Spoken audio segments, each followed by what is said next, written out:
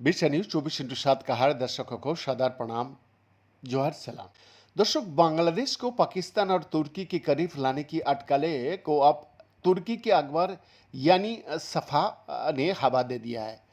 अखबार ने एक विश्लेषण में कल्पना किया है कि अगर बांग्लादेश, सऊदी अरब, तुर्की और पाकिस्तान का उभरते रुखसार ढांचे का हिस्सा बन जाता है तो इसका दक्षिण एशिया की राजनीति पर क्या असर पड़ेगा। हालांकि रिपोर्ट में ये साफ कहा गया है कि बांग्लादेश को इस फ्रेमवर्क में शामिल करने को लेकर अभी कोई आधिकारिक फैसला नहीं हुआ है।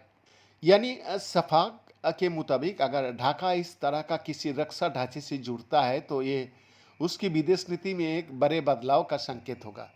अकबर का मानना है कि बांग्लादेश भारत पर अपनी पारंपरिक निर्भरता कम करते हुए चीन, भारत और पश्चिम के साथ रिश्तों के अलावा एक नया सुरक्षा विकल्प तलाश सकता है। रिपोर्ट में ये भी कहा गया कि किसी एक देश के खिलाफ सीधा कदम नहीं बल्कि अपनी रणनीतिक स्थिति मजबूत करने के लिए कोशिश के तौर पर पेश किया गया। अकबर ने लिखा है कि पाकिस्तान और तुर्की बांग्लादेश के साथ रक्षा सहयोग बढ़ाने से दिलचस्पी रखता है। खास तौर पर तुर्की की ड्रोन और रक्षा तकनीक बांग्लादेश के लिए आकर्षण का केंद्र हो सकती है। बांग्लादेश और तुर्की के बीच पहले से रक्षा सहयोग बढ़ रहा है और दोनों देशों ने रक्षा क्षेत्र में संस्थागत बातचीत आगे बढ़ाने के लिए कदम भी उठाए। यानी सफाक का विश्लेषण में भारत को लेकर खास तौर पर कहा गया कि बांग्लादेश अगर इस रक्षा ढांचे के करीब जाता है तो नई दिल्ली को अपनी पूर्वी पड़ोसी के साथ रिश्तों के नए तरीके से सोचना और देखना पड़ सकता है।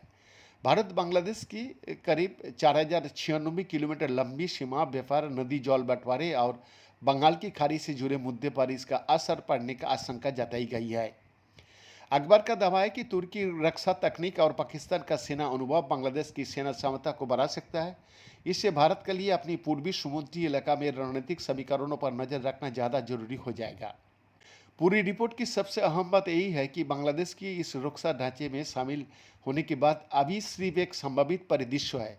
कोई आधिकारिक घोषणा नहीं हुई है अभी तक।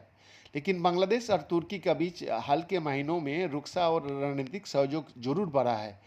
जून में दोनों देशों ने रक्षा सहयोग के लिए मंत्री स्तर की संयुक्त समिति बनाने पर सहमति जताई है। बीएन का एक्सक्लूसिव रिपोर्ट।